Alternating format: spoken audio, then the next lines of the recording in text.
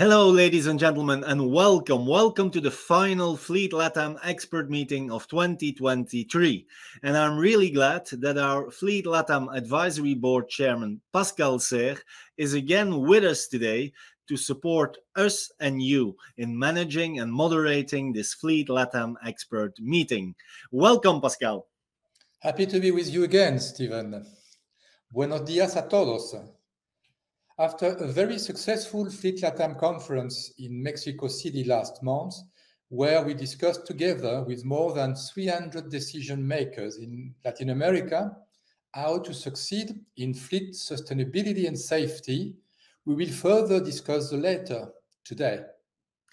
Indeed, Pascal, we have seen that the attention for fleet safety, with vehicle safety on the one hand and driver safety on the other, is of utmost importance also in Latin America. Still today, there are way too many accidents and fatalities on the road across Latin America. And so it's high time that we and you start taking all the right actions to be sure that we can improve fleet safety in our companies, because we have the right tools, we have the solutions and the technology. So in principle, we have everything in hand to make fleet safety the right priority for your corporate fleet drivers.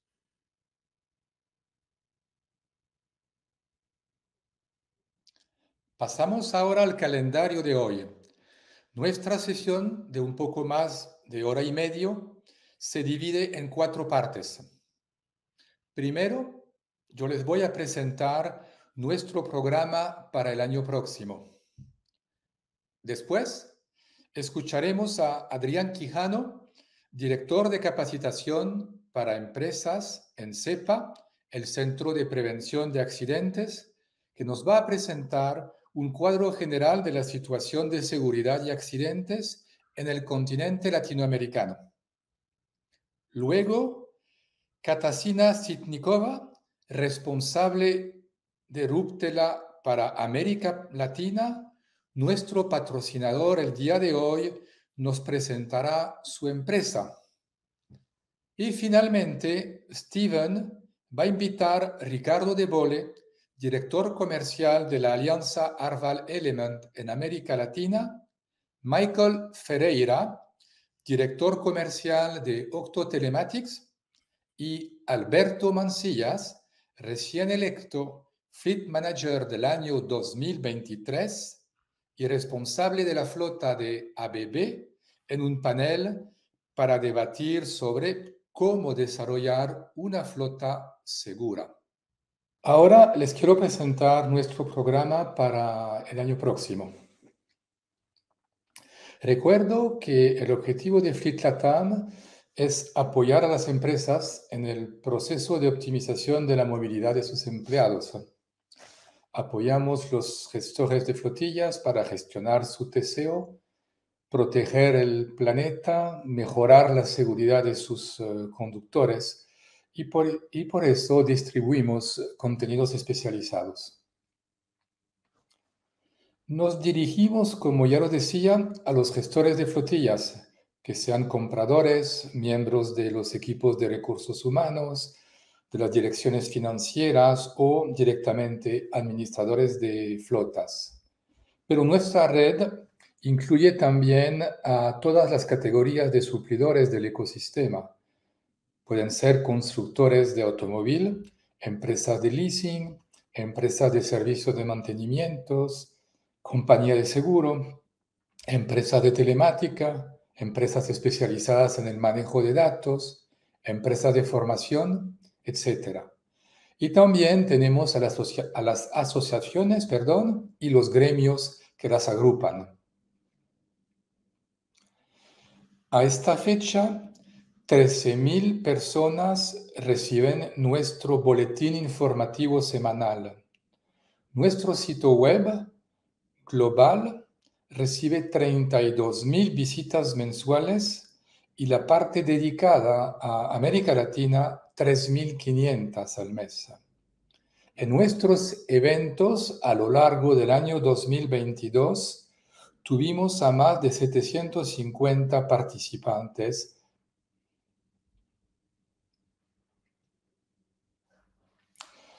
Tendremos el año próximo eventos y libros digitales, ebooks.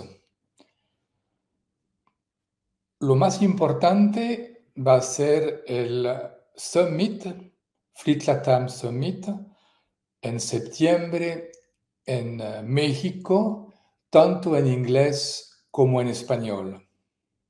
Tendremos también un mediodía dedicado a América Latina durante la conferencia llamada Global Fleet Summit en Portugal en el mes de mayo próximo.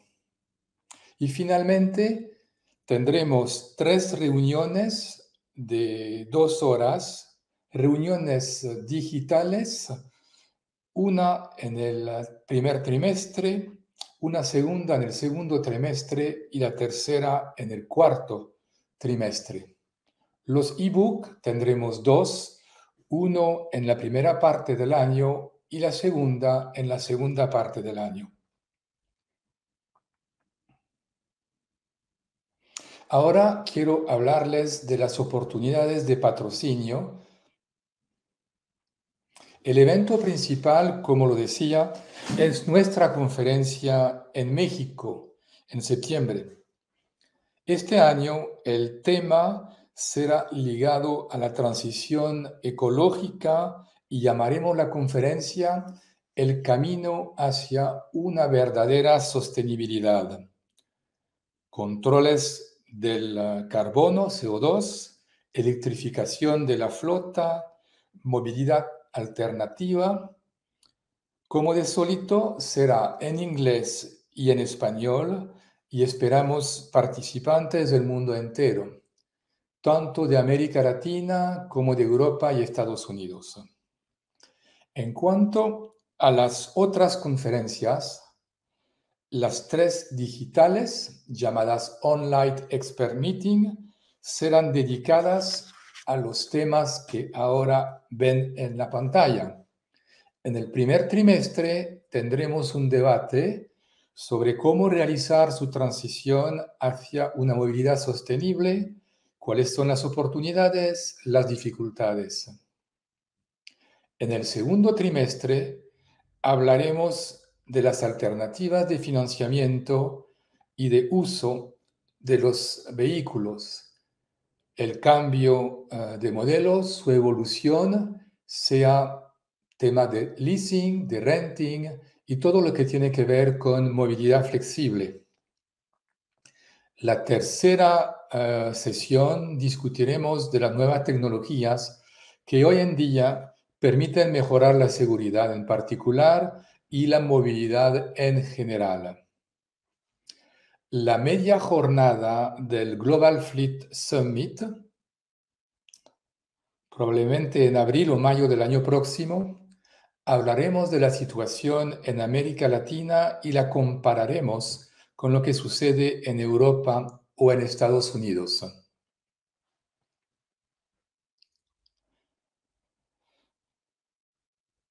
Otro tema es el tema de los libros digitales. Hemos previsto publicar 2 libros digitales durante el año. Estos los llamamos guías. El primero, sobre la reducción del CO2 y la sostenibilidad durante la primera parte del año. El segundo, sobre la política de la empresa, tanto para coches, light commercial vehicles, las camionetas, como movilidad en general y cómo establecer un car policy. Estos guías serán en los 3 idiomas, español, portugués e inglés. También les proporcionamos una plaza de mercado para dar a conocer a su empresa, sus servicios y facilitar los contactos entre suplidor y clientes.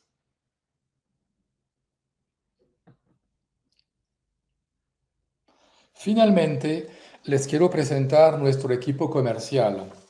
Primero, tenemos a Gabriela del Moral, que nos representa en México y toda América Latina. Ella los va a contactar en las próximas semanas para detallarles las diferentes oportunidades de patrocinio de nuestras actividades y sus precios para que puedan establecer sus budgets para el año 2024. El resto del equipo, David, Daniel, Emma y Carolina, están en Europa y apoyan a Gabriela, tratando en particular con los clientes basados en Europa o en Estados Unidos que tienen interés en el desarrollo de América Latina en el sector de las flotillas. Ahora seguimos nuestro programa con la primera presentación. Muchísimas gracias. Ahora escuchemos a Adrián Quijano darnos algunos datos y explicarnos cuáles son las razones por un nivel alto de accidentes en el continente y cómo empezar a remediar. Hola, ¿qué tal? Un gusto saludarlos. Mi nombre es Adrián Quijano. Yo represento a la empresa Cepa Mobility. Cepa Mobility es una empresa que por más de 36 años ha trabajado y está trabajando en la gestión de riesgos en el tránsito y en la construcción y mantenimiento de una cultura de seguridad vial en las empresas con las que tenemos el gusto de colaborar.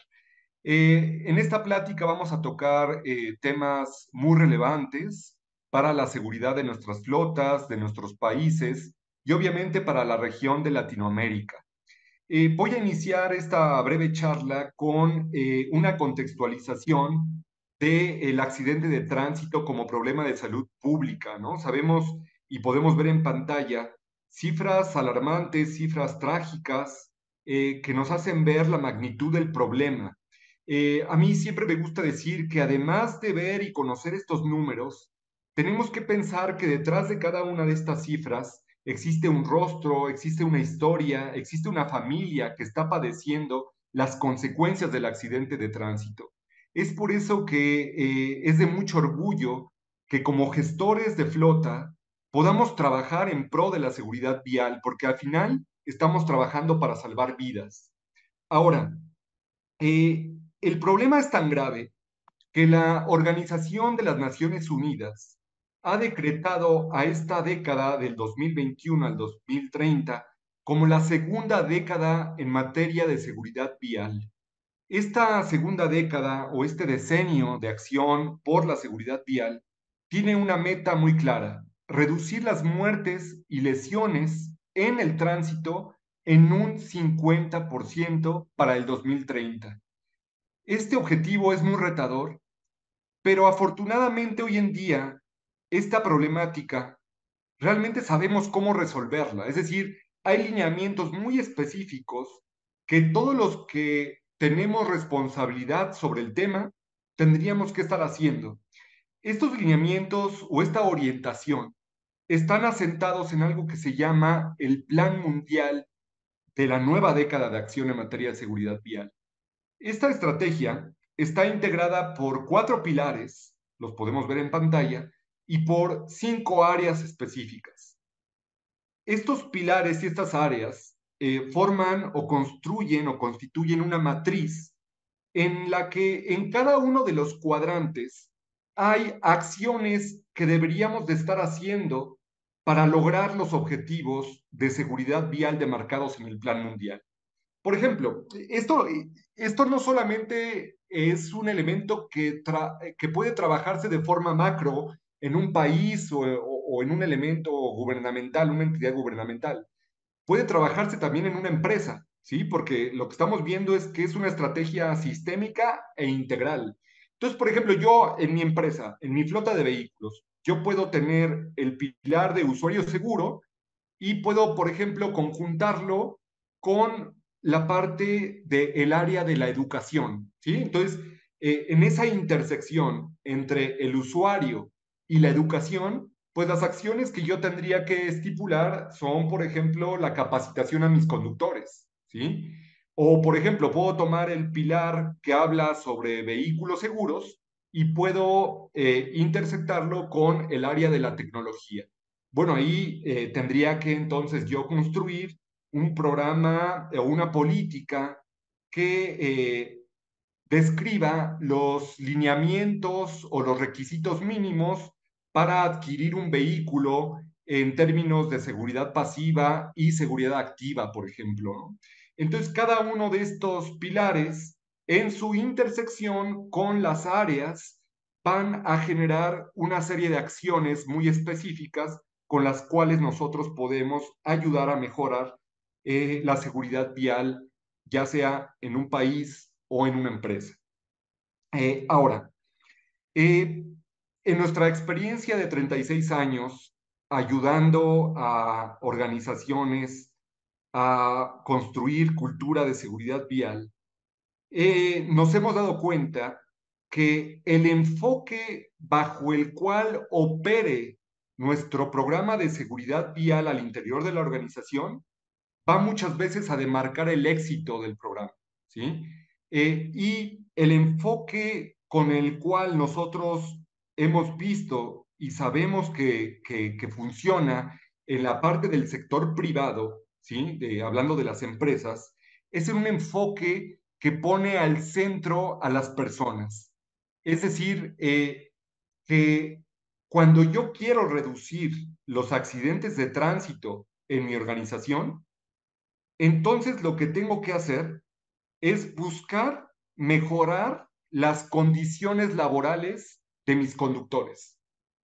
Es decir, trabajar en seguridad vial es igual a trabajar en ofrecer un trabajo digno y decente a los colaboradores. O al revés, yo diría, si yo trabajo en pro de ofrecer, de posibilitar las mejores condiciones laborales en mis colaboradores, por añadidura, yo voy a estar trabajando en la reducción de la siniestralidad de mi flota. Y cuando hablo yo de posibilitar mejores condiciones laborales, estoy hablando, por ejemplo, de horarios de trabajo, de horario de descanso, de establecer diagnósticos en las rutas, en trabajar en los riesgos psicosociales, ¿no? Entonces, hoy en día, el bienestar del colaborador o del conductor es un elemento primordial que va a traducirse en la reducción del accidente de tránsito. Ese es el enfoque que hoy en día buscamos otorgarle a los programas de seguridad vial que están funcionando en las empresas. Si podemos lograr esto, en verdad vamos a estar trabajando por una buena línea. Ahora quisiera hablar de tres acciones muy específicas que cualquier empresa puede emprender para comenzar con este trabajo en pro de la seguridad vial. Disculpen. El primero de ellos tiene que ver con el compromiso y voluntad de liderazgo, ¿sí? Sabemos que un programa exitoso, además de tener este enfoque basado en el trabajo digno, en el trabajo decente, también tiene que concretar un compromiso y una voluntad de la alta dirección. Y para poder lograr anexar y adicionar ese compromiso y esa voluntad, me parece que el gestor de flota y todos los responsables o los líderes responsables de los diferentes procesos que tienen que ver con la seguridad vial, desde recursos humanos, la gente de comercial, mantenimiento, etcétera, etcétera, todos deberíamos de buscar la forma en cómo medir mejor nuestros indicadores de siniestralidad y todos los costos y los beneficios que van a ofrecer los programas de seguridad vial. En pantalla ustedes están viendo algunos costos relacionados a los accidentes de tránsito. Costos que están, digamos, presentes desde un accidente simplemente con daños materiales hasta costos que ya existen, en donde ya existen lesiones graves o incluso accidentes catastróficos. Pero hay que decir que estos costos que estamos proyectando acá son los costos que son fácilmente o que tienen mayor facilidad de ser medidos, ¿verdad? porque sabemos que los accidentes de tránsito tienen una serie de costos asociados que no son tan sencillos de observar y no son tan sencillos de medir, ¿no? Como el costo a la reputación de la empresa, como la pérdida de productividad o la oportunidad en el mercado, por ejemplo.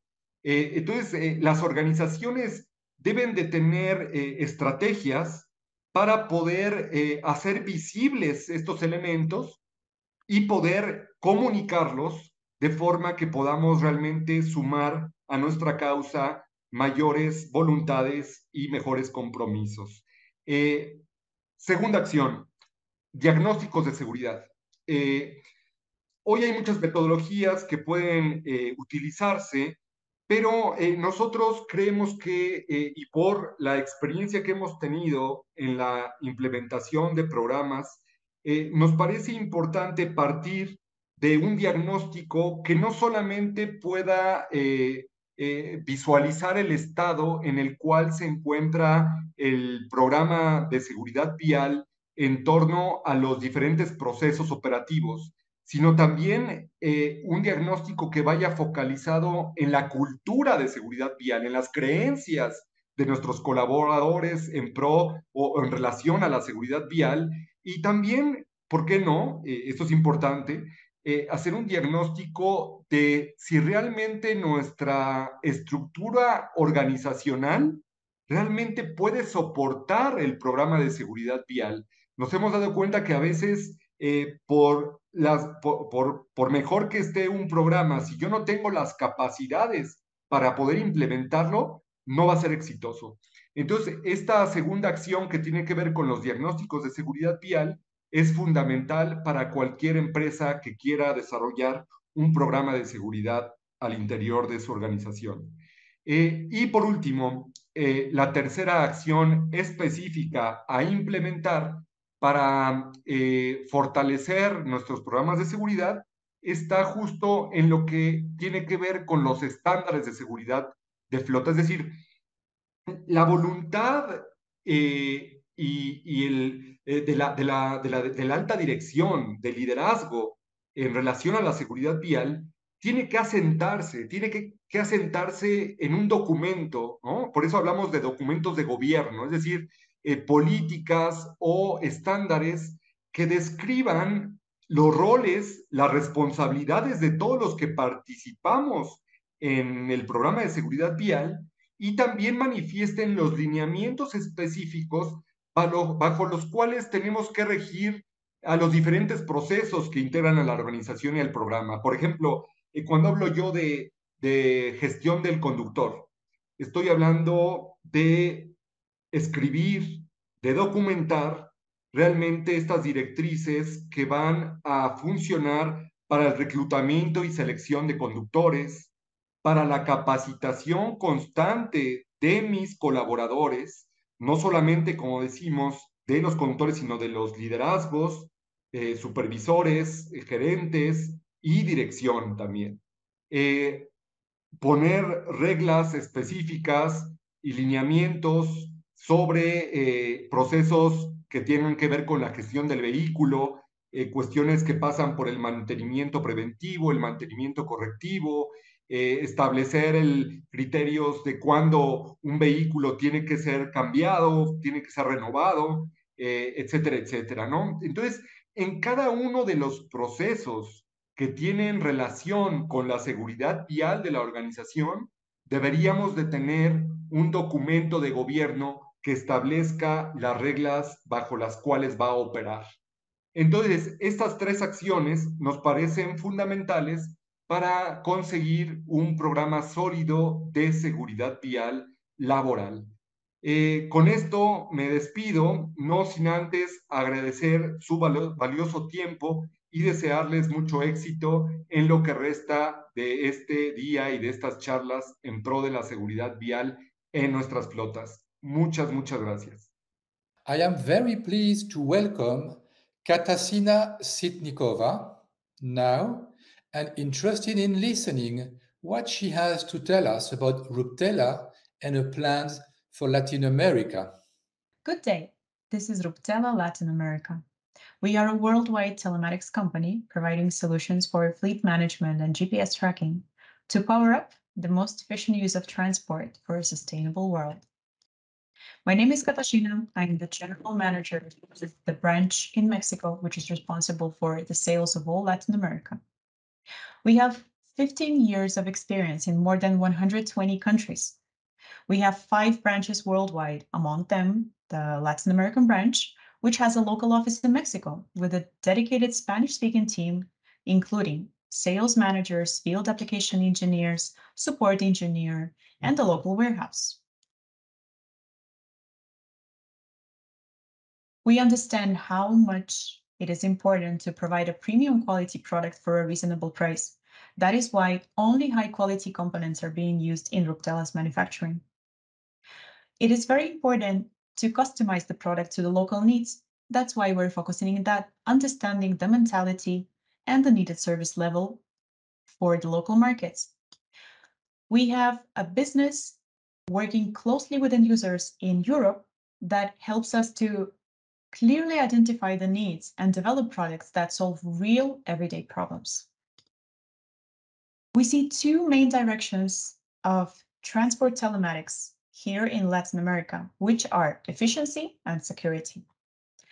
Efficiency improvements, such as, for example, driver's control solution, help easily identify the distance driven, calculate the work and investing hours, control the access of special vehicles only to certain drivers, and rate the driver's skills to optimize the resources, which is also done by our next very popular solution that is called eco driving. We are making calculation based normally on 7 parameters. Among them are such as overspeeding, harsh acceleration, extreme braking events, and others. We help reduce the waste of fuel, avoid accidents, and help businesses to ensure people, animals, and dangerous goods are being transported carefully. Ruptela's devices connect to 2 campus protocols at the same time. This ensures obtaining the most valuable parameters, such as RPM, fuel level, fuel consumption, distance, engine temperature, and sometimes even more complicated ones, such as opening and closing the doors, DTC, seat belts, AdBlue level, and others.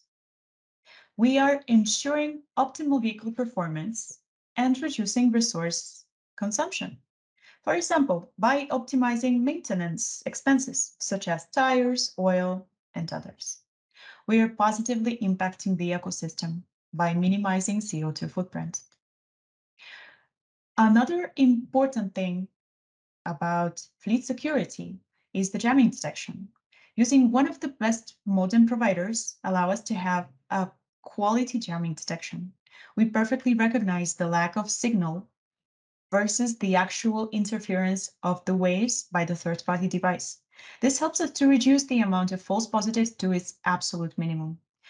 As well, we allow our client to program a reaction even when the device is already out of the reach. For example, a gradual stop of the vehicle. Some intelligent cameras that ensure the driver's attention to speed limitation obstacles and other matters are highly used in Latin America. Another quite popular solutions are to identify driver's distraction, for example, by a fatigue sensor. It allows us to detect browsing phone, smoking, any other signs of fatigue or distraction. Also, we have quite advanced accident detection and reconstruction solution. We provide a data package 15 seconds before and 15 seconds after the collision. We offer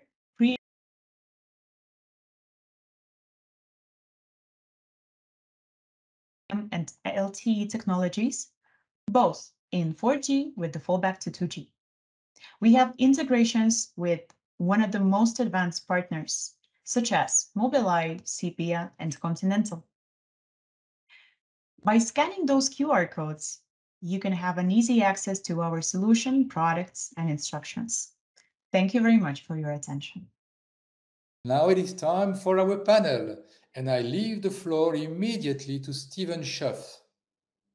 Hello, ladies and gentlemen. It's a real pleasure that we can end this Fleet LatAm expert meeting with a panel discussion with 3 acknowledged expert speakers about Latin America. We will talk about how to ensure fleet safety across Latin America. And we do that, you see already the 3 experts on screen. We do that with Alberto Manchillas of ABB, and he has been elected a couple of weeks ago as the 2023 Fleet LatAm Manager of the Year. Once again, congratulations, Alberto, and it's really a pleasure to have you here in this panel discussion. The pleasure is all mine. The second expert speaker that I would like to introduce is Michael Ferreira. He is the Chief Commercial Officer at Octo Telematics. So he knows everything about technology made for your fleet safety. Michael, a pleasure as well to meet with you again in this expert meeting. I hope that you are doing well. Thank you, Stephen. And then finally, our third expert is Ricardo de Bol, who is the Global Business Development Director for Latin America at Arval, and he is also steering the Global Alliance Arval element across Latin America. Ricardo, a pleasure to have you in this panel discussion on fleet safety. You are based in Sao Paulo in Brazil. I would like to start with you. Arval, most of the people will know, of course, Arval as a leasing company, also the global alliance that you have with your North American partner Element. Can you picture how big Arval is across Latin America? Thank you. First of all, nice to see you again, Alberto, Michael, and Stephen. It's a pleasure being here and collaborate with you all with regards to this important topic. Our Element Arval Global Alliance in Latin America, we are present in 8 countries. We manage over 150,000 vehicles. The majority of the fleet is in Mexico and Brazil, the 2 most mature markets, but we also have presence in Chile, Peru, Colombia, Ecuador through an alliance partner, and also in Argentina and Uruguay through an alliance partner as well. Good. Michael, can you picture the presence of Octo Telematics in Latin America? Yes, thank you, Stephen. So we've been in Latin America for quite a long time, probably very close to 10 years, mostly through resellers. We have the presence with some of our partners in Latin America, in Chile and Argentina. Brazil, we work with Joycar. And then on the Mexico, Peru, Colombia, more northwest region of South America, we work with TrackLink and with Garantia 365. And then obviously we've got global customers as well, like ALD, for example, which has got presence in Colombia and Peru and Brazil, where we provide telematics service products and services as well for those markets. So it's a combination of our own representation, direct and indirect, through our partner network. Perfect. Then we come to the fleet customer's voice in this panel discussion. Alberto, you work with ABB. What exactly is your scope in North and Latin America, and how big is your fleet? Thank you, Stephen. Thank you, everyone. I'm the fleet manager for North America and Brazil, and North America considering Canada, Puerto Rico, US, and Mexico.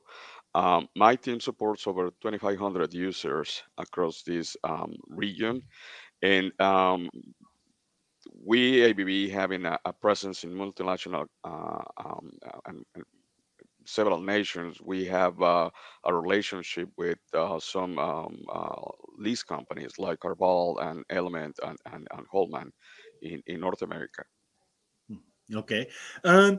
Gentlemen, today we want to concentrate on fleet safety and security, which should be on top of the agenda for fleet managers, and in particular in Latin America, because we see still today that there are way too many accidents and road fatalities across Latin America.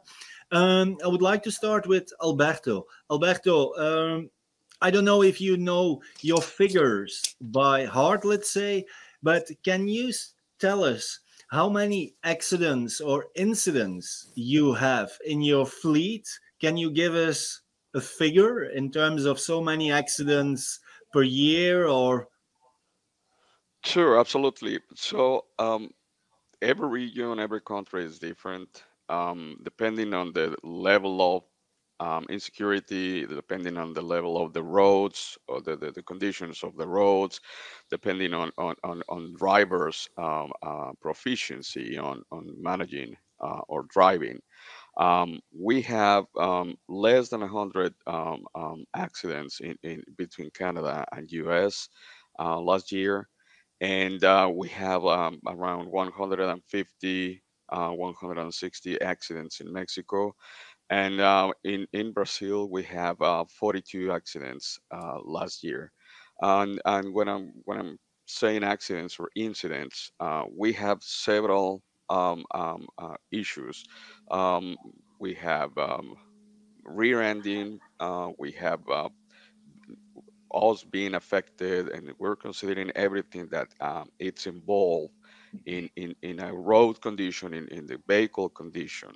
So right now, Stephen, even though at some point some companies may have more or less accidents, we are having a lot of information. We are gathering all the information that we can, because we are focusing on reducing. So our goal is to have zero accidents. We know it's at some point it's not that feasible, because we know eh, something happens, right?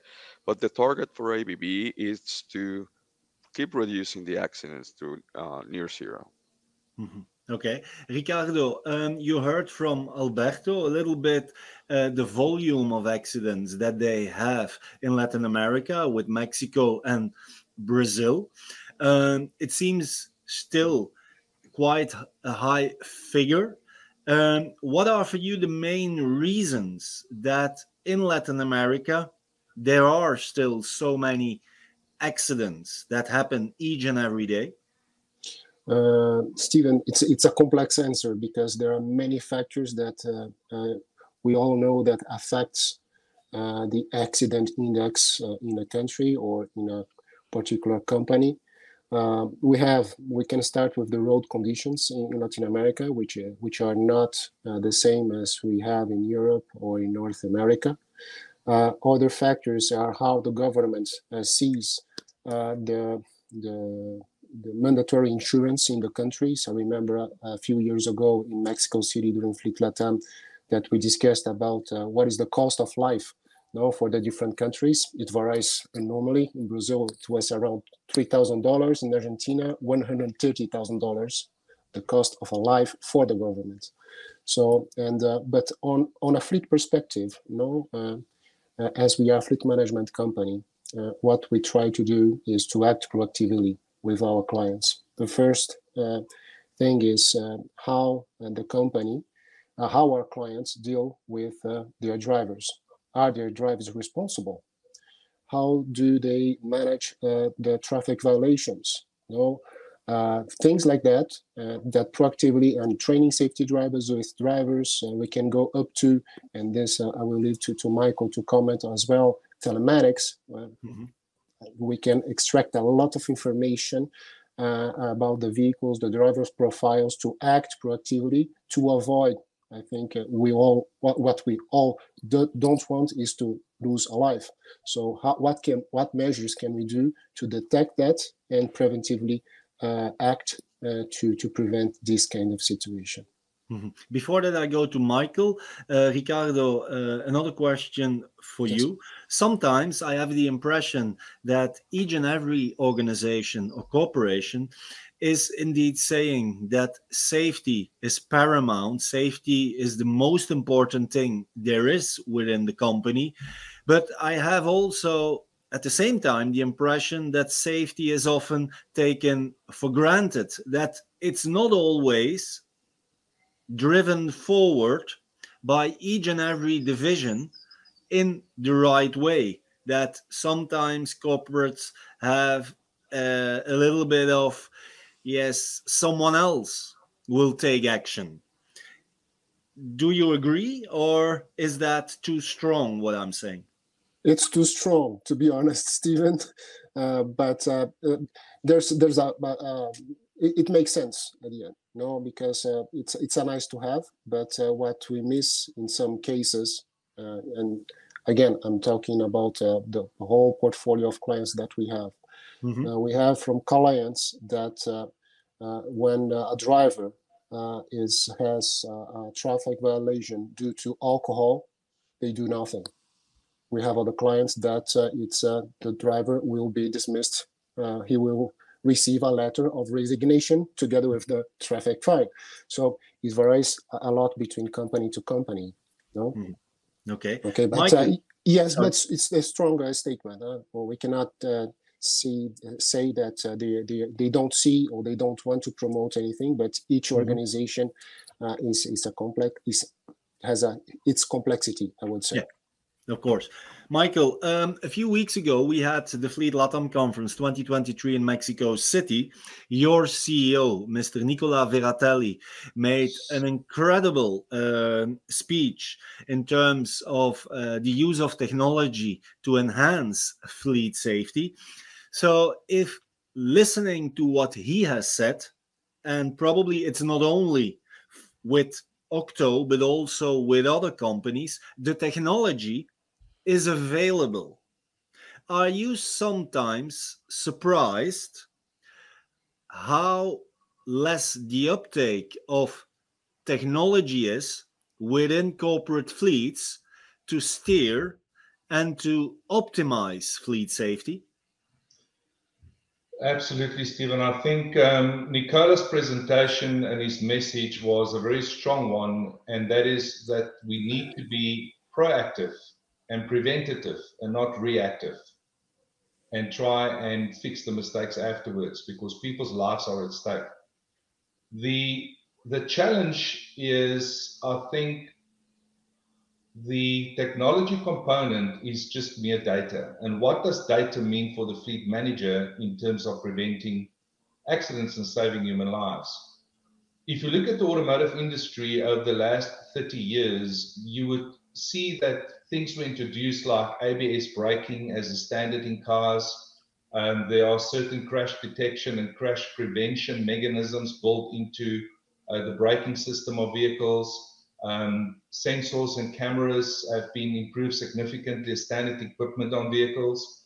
And all those things are fine to help the driver to be more reactive in terms of preventing an accident.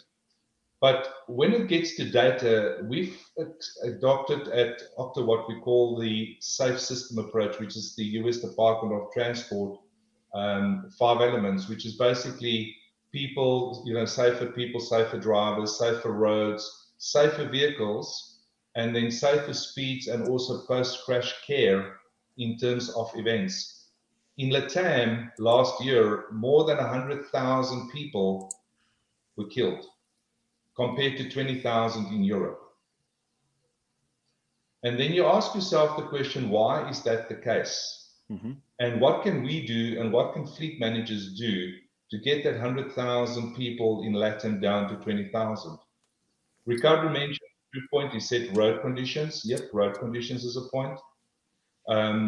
Alberto mentioned distracted driving, which I think is probably, in my opinion, the #1 reason why you've seen over the last 10 years accidents because of vehicles that are safer decreased. It flattened out, but it's actually picking up again.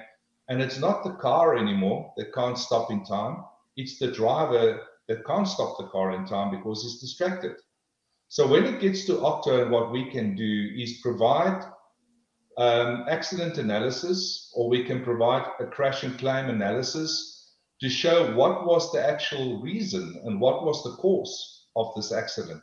And that's where you need to start. You need to start by trying to prevent the cause of these type of accidents and road incidents.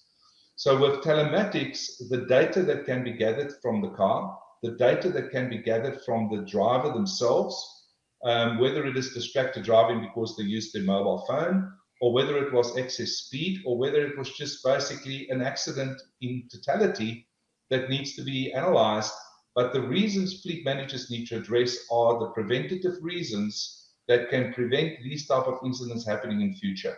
And I don't think fleet managers are focused on that enough. Okay, then we need a reaction from Alberto. How focused are you and is your organization when it comes to road and vehicle safety and also anticipating possible risks? Yeah, I would add to what Ricardo mentioned. It is a strong sentence to say that companies are not investing or not taking enough effort to reduce or being safety-driven Mhm. companies. Uh, it will depend on the culture of the company, the code of ethics of the company, obviously the considerations of the human factor in the company. Um, yes, we know that telematics it's a right tool. We know that there's too many information, too many data that we can use to reduce the accidents. But at some point, part of what we in the company do, it's also related to maintenance.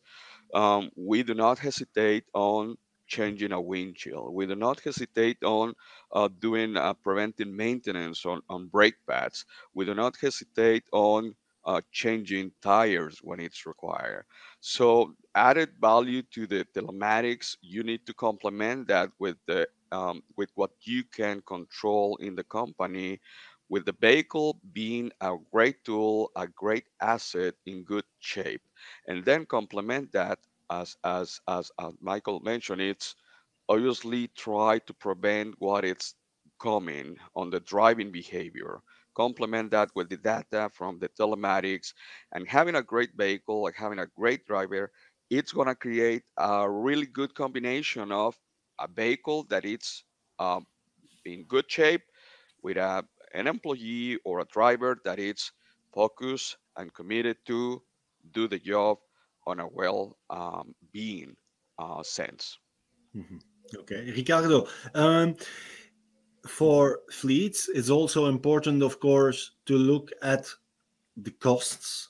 Now, the costs of safety, it's not always as easy to calculate because next to the technology that you can implement or the safety features, ADAS that you have on the vehicle and where you know how much it will cost, safety also is linked to a series of indirect, perhaps unexpected and variable costs.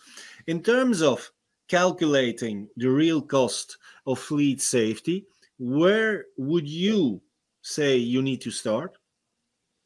No, I would say I think Alberto made a very good point on that. In order to calculate the fleet cost, you have the accident index, so I think it's easy to calculate. But it's not only that. We can look at the TCO, as Alberto mentioned. What are your maintenance costs in your fleet? What is your policy on changing tires, on changing your windshield? We can say about ourselves, of course, because in Latin America and South America, all the preventive and corrective maintenance is included in the lease. No, in North America is a little bit different because it's more like a system of pay as you go. But with fleet management companies, you have a company specialized on dealing with the maintenance of your vehicle. No, so the first step to calculate your fleet is straight to the point to your questions, Stephen, is do you have the right maintenance program? Do you have the right car policy in your company? Do you analyze the data? Or do you have the right profile of your drivers? No? When I say the profile of your driver is not how many fines they have, but on the psychological side as well. Are they driving other passengers in the vehicle or not? No, things like that needs to be taken into consideration. So the cost of not insurance, but the cost of a life, there's a lot of parameters that you need to look at. Mm-hmm. And I think the first step is look at your internal car policy, how you maintain your vehicles, and how you see your drivers.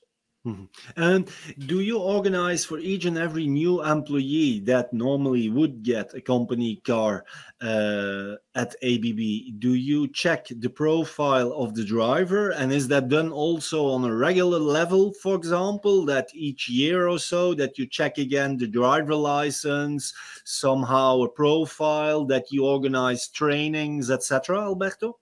Yes. In North America, except Mexico, we have the opportunity to validate with checking the driver's license records and getting an idea of what the behavior, the historical behavior of a driver has been for the last 3 years. So right now in the company, we do an annual, what it's called MVR, a motor vehicle record review.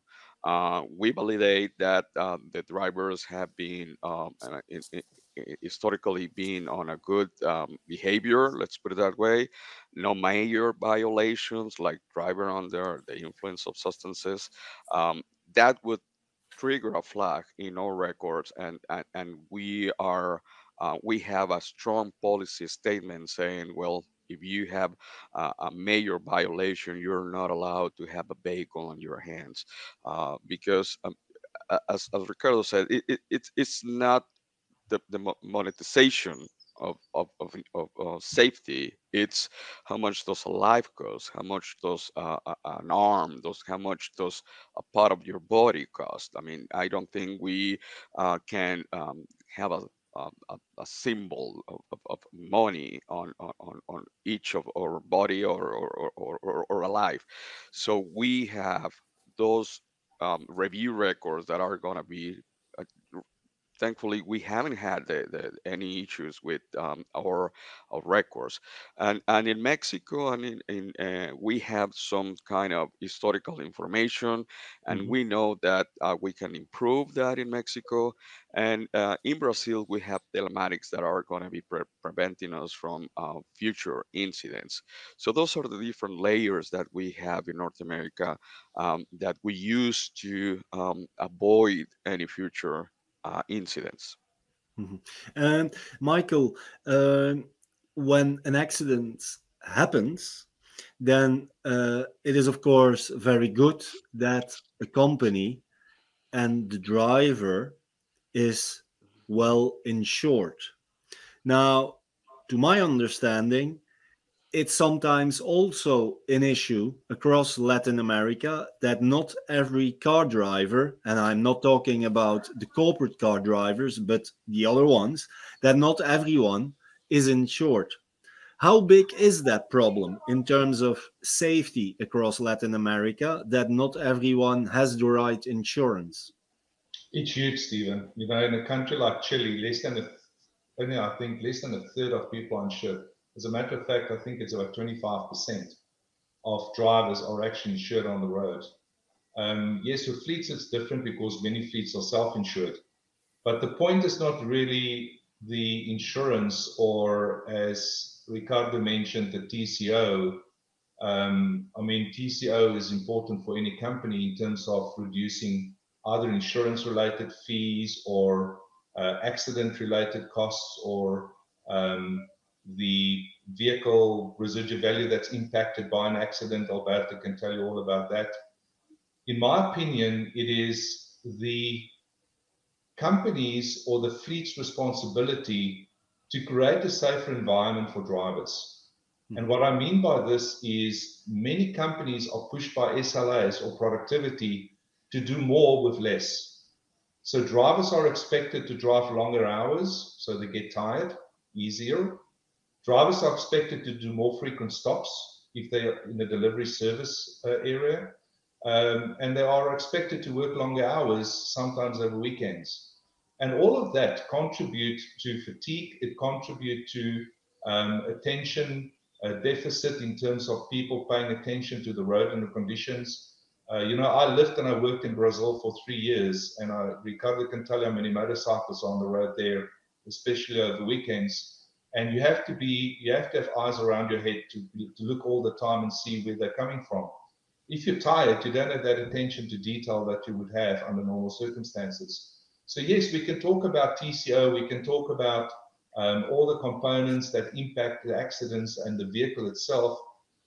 At the end of the day, it's fleet managers that need to have a very strong and implementable policy when it gets to logistical management, when it gets to SLA and achievement of certain driving styles. So with our data and what we can provide is to say where and which time of the day is the biggest impact or the risk component for people to make accidents. And if you focus on why and why is that happening, you can get to some conclusions that you can implement solutions for. And that will reduce and save human lives and reduce cost overall. Okay.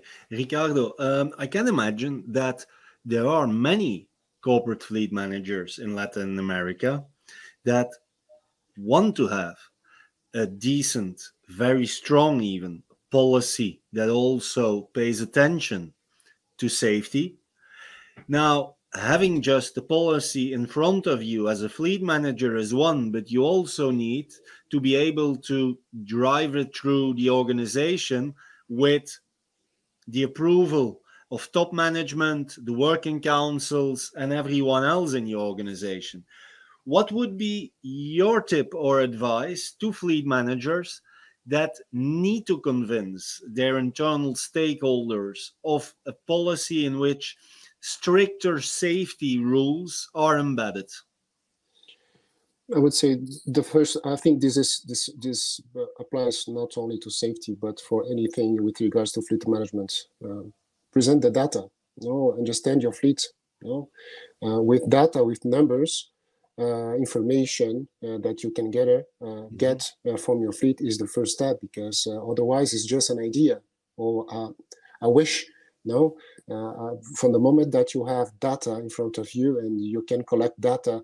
Not only with telematics can bring you a lot of data, but with traffic violations, with maintenance costs, with tires, you can only with those 3-4 KPIs you can extract reliable information to present internally.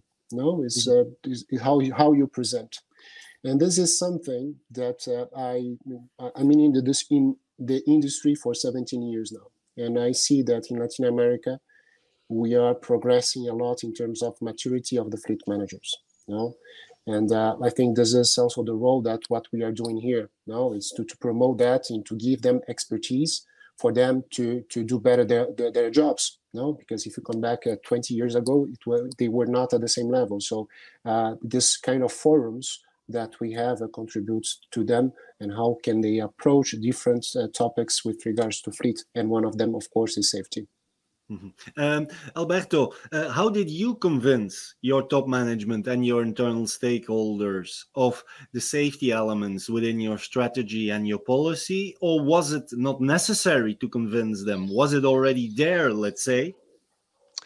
Again, Steven, it depends on the culture, and the ABB has a strong code of ethics that we need to follow. So from top management, it's safety. It's not that we need to convince somebody that safety it's a really good topic. Uh, Everybody in the company knows that safety it's part of the culture of the company. So we are not having any pushback from somebody saying don't invest in training, don't invest on maintenance, don't invest in telematics. Again, depends on each company, each culture. For us, it hasn't been difficult at all because everybody is aware of the risk of the different issues that we may foresee when having a bad vehicle or having a driver that it's not suitable for the program. And I may need to add that part of what Michael says, yes, it's related to fatigue. It's related to a lot of drivers not having the right tool, but also what we as a company can do. In North America, we have a policy in United States and Canada, a policy that depending on the level of the vehicle, of the damage, of the incident, ABB will be using the company policy, the company, I'm sorry, insurance to cover any additional issues or money that is required for an accident. So we as a company, we have an umbrella that will protect also our employees. And one of the things that I consider that in Latin America, we have a low usage of insurance, it's because of also the cost. So in Mexico, we have a relationship with our broker or insurance broker that any employee of the a company of ABB can use and leverage the pricing that we get for the volume that of the vehicles that we have. And that's a way that you as an employee can insure your own property. Actually, I'm using it. So I have right now vehicles that are my property that are being used in that program because it's cheaper. But at the end of the day, um, also, what can we as a company do to provide some benefits or to add additional value to the employees that we have? But at the end of the day, again, it depends on the culture of the company, the policies and the procedures that you have. Okay. Before I go to Michael, what are some of the safety KPIs that you use internally at ABB? Alberto? So the main one is the accident index. Mm-hmm. Um, that's gonna give us wide variety of issues that we're gonna be facing, and the incident index, it's considering many things, right? So at some point we are impacted by units that are being robbed, and obviously that's gonna be a huge impact on money. But related to accidents, related to incidents, we have an index of how many we had, what type of incidents we had, and if there's a body injury or not Mm-hmm. to our employee. So in we have a hazard tool, internal tool that will capture any potential issues or any previous issues, and we're gonna be we are mo- um, monitoring what are the accidents that we have, and also based on that information we see which is the historical for each employee, if there's a pattern that it's giving us information that potentially a driver is going to be creating or having a future incident. And then obviously one of the things that we have is if there's an accident or major accident that was related to maintenance, we do an investigation. So we open a Mm-hmm. case for each of those cases. So we also monitor which are the cases that are being escalated to fleet that were related to a potential failure of maintenance. So we are also monitoring those safety indicators, and obviously telematics. It's giving us many information like speed violations, um, um, wild turns on a specific road, and telematics is the main tool that we use to track and monitor what is happening in the field.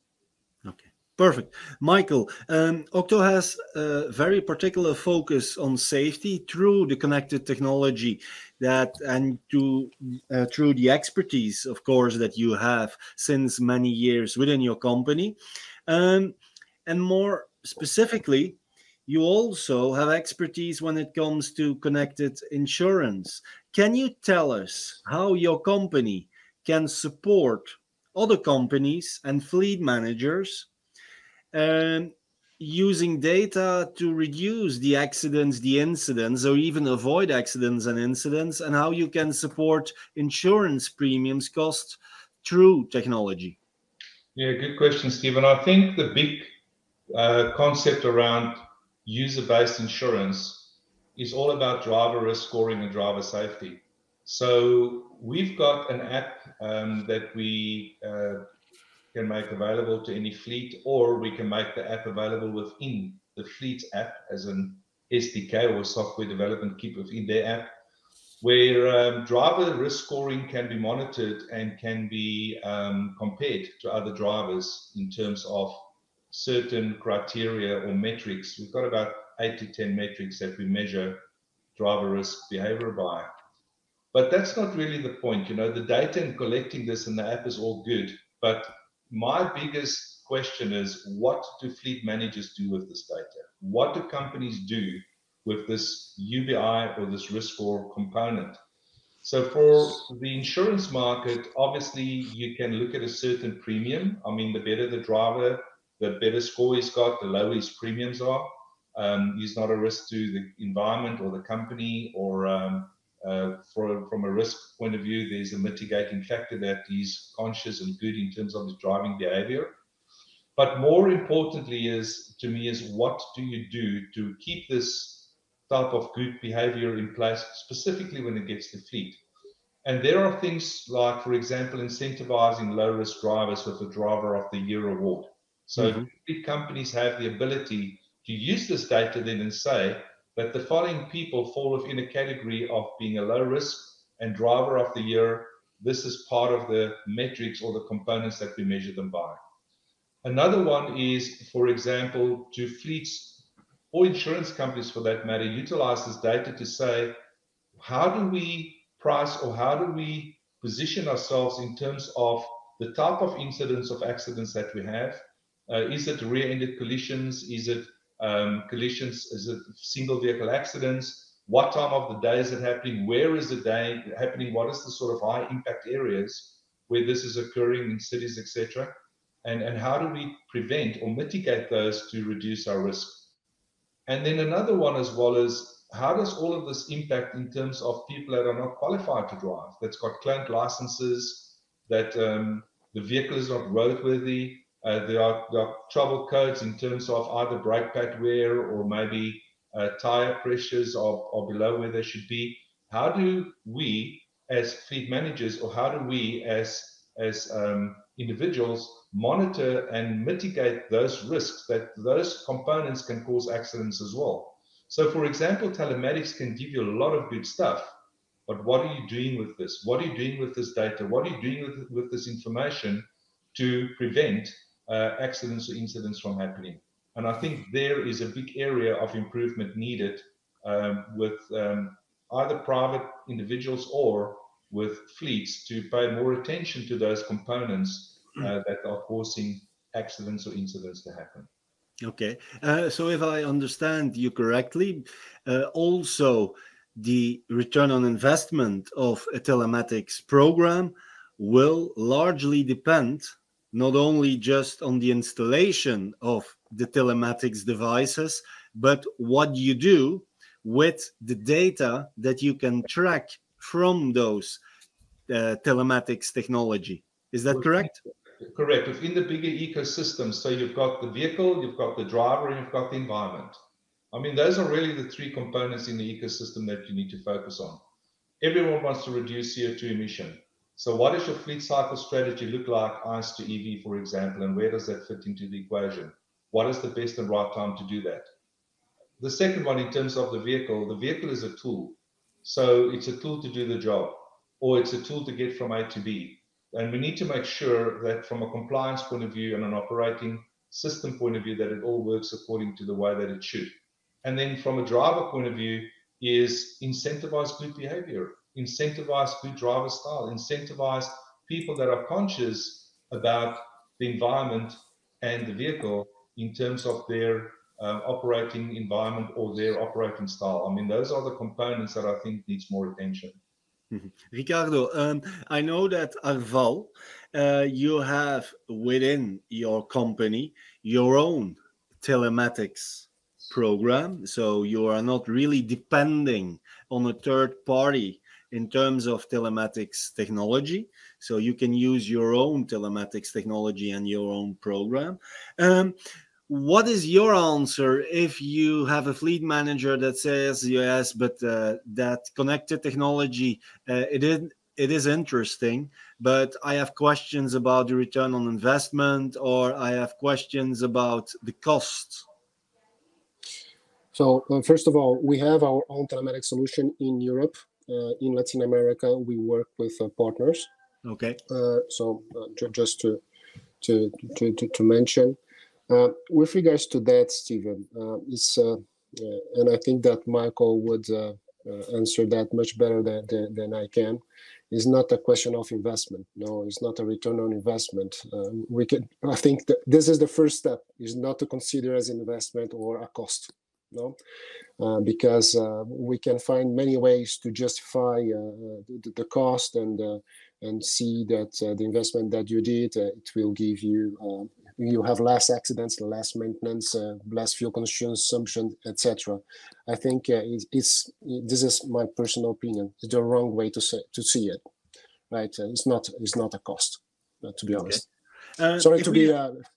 yeah, no, but it's good. It's good. I Yeah, also think that it's better not to see it as a cost, but as an opportunity to save lives, definitely. not only within your own company, but probably also just on the road with other people, with other families. So I think that each of us needs to take every possible action to make sure that we can continue to work and to live in the most safe conditions, not only for ourselves, but for everyone that we interact with. So I completely agree. Then looking at Arval, of course, you are a well-known fleet management and leasing company. You have many customers.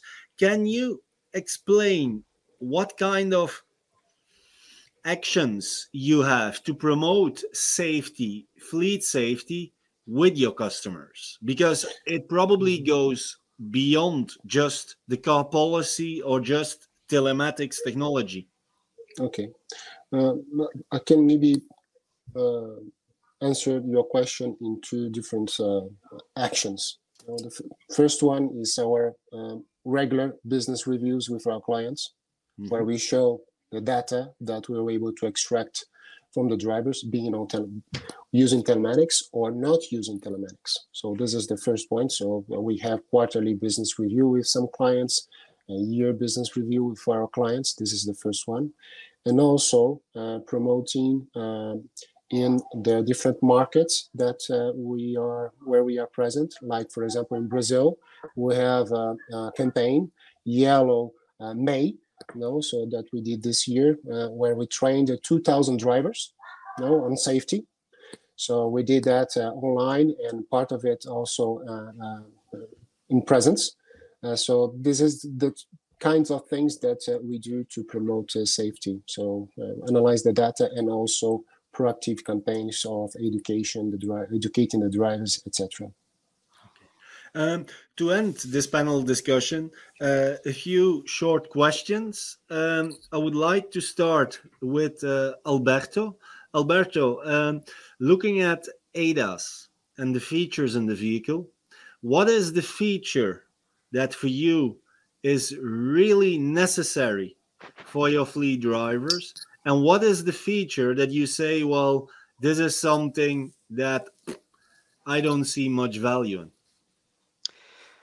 Well, regarding safety, we manage or we have a standard of the best technology. We have Mhm. ADAS, and as long as we can support any sensors or 360 cameras that allow us to have a better management of the vehicle, we invest in that technology. I don't perceive that there's something that will help you that it's expensive or not usable. Any tool that can be used will be used depending on what type of vehicle you have, especially, and what type of job you have. So we're not going to be providing 360 cameras or sensors to people from sales. Let's say we consider that depending on the job role, depending on what you drive, you will have more and more necessities. If for vehicles that we have, like in a warehouse, we try to provide as much as sensoring and cameras as possible that will be able to get a better surrounding area of the vehicle because of the type of the vehicle. It's not the same technology that will be required for a small sedan like in Brazil. Um, so we have all the safety features that are required in a specific vehicle.